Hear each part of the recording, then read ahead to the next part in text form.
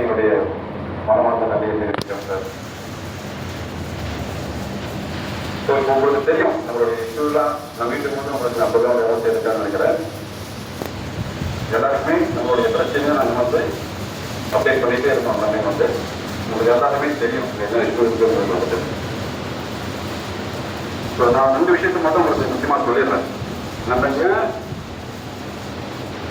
இதுக்கு ரொம்ப அப்ளிகேஷன் பண்ணுறோம் அப்படின்றத மட்டும் நான் சொல்லிடுறேன். இப்போ குறிப்பாக வந்து ஆடு கல்வெட்டு நீர்வழிப்பாதையில் பல முறை இன்வெஸ்ட்மெண்ட் பண்ணிகிட்டே இருக்காங்க தொடர்ந்து. ஏன்னா அது வந்து ஒரு சோழிநல்லூருடைய தாசில்தார் அந்த பகுதியில் வரக்கூடிய ஒரு டெசிடென்ட் பிளேஸ் அது. நம்மளோட நீர்வழிப்பாதை ஜோன் 14 வரக்கூடியது. ஸோ இந்த அடிக்கடி பண்ணிகிட்டே இருக்காங்க. வந்து நம்ம அதை வந்து ஏற்கனவே ஒரு 2018 ஒரு இன்வெஸ்ட்மெண்ட்டு ஹைகோர்ட் சுமூட்ட கேஸில் உடைக்கிறாங்க.